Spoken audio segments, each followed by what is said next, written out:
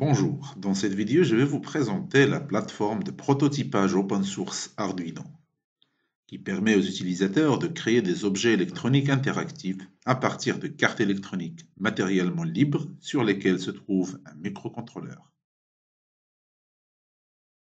Arduino permet l'interaction avec le monde réel. Il se compose d'un certain nombre de pins d'entrée qui se relient à des capteurs comme le capteur de température, humidité, pression, présence, distance, position, luminosité, etc. Il y a une infinité de capteurs qu'on peut utiliser avec Arduino. D'autre part, on trouve des pins qui sont connectés à des actionneurs comme un moteur, servomoteur, électrovanne, pompe, vérin, etc. Arduino, c'est pour qui?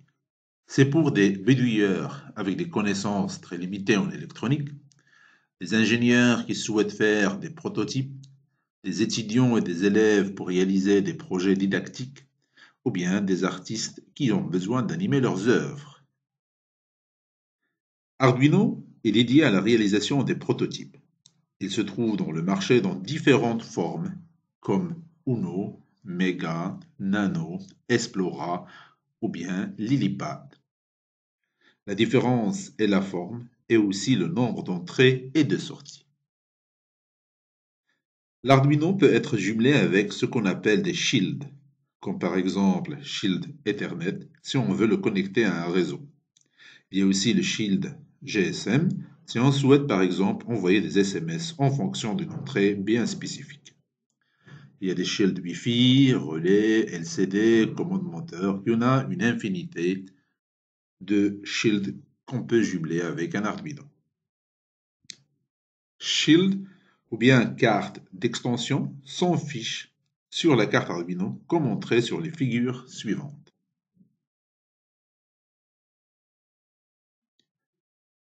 Pour programmer l'Arduino, on utilise un environnement de développement intégré fonctionnant sur divers systèmes d'exploitation. Windows, MacOS, Linux.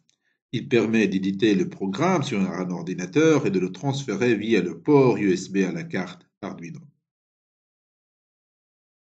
L'Arduino est composé d'un port USB, alimentation et port série, un bouton reset, des entrées-sorties numériques, des témoins d'alimentation, un microcontrôleur, des entrées analogiques, de la masse et de l'alimentation. Et aussi, on trouve une prise jack pour l'alimentation. Le langage de programmation d'Arduino est très proche du langage C. Il peut être composé de deux sections. Une section setup qui est exécutée une seule fois et une section loop qui est exécutée en boucle. Voici un exemple d'un programme qui permet de clignoter une LED pendant un délai bien déterminé.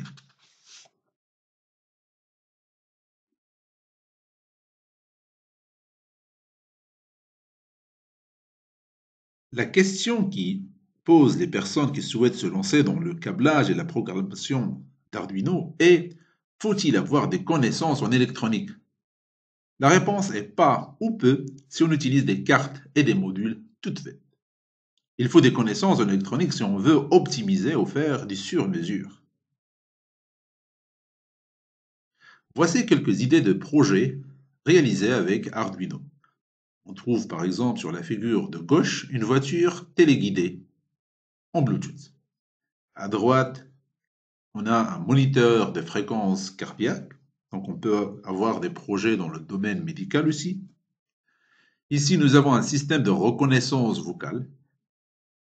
Et à droite, on a par exemple un testeur de piles qui nous dit la capacité restante dans une pile.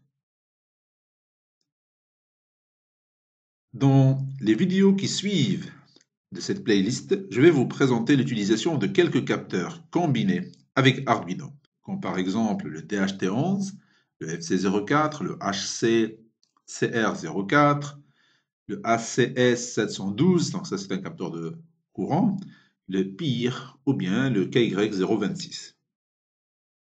Le DHT11, il permet de mesurer la température et l'humidité. Le FC04, il mesure l'intensité acoustique. Le HCSR04, c'est pour mesurer la distance.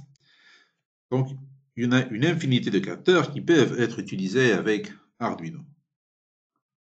Je vous invite à regarder mes autres vidéos de cette playlist dédiée aux capteurs passifs et merci de votre attention.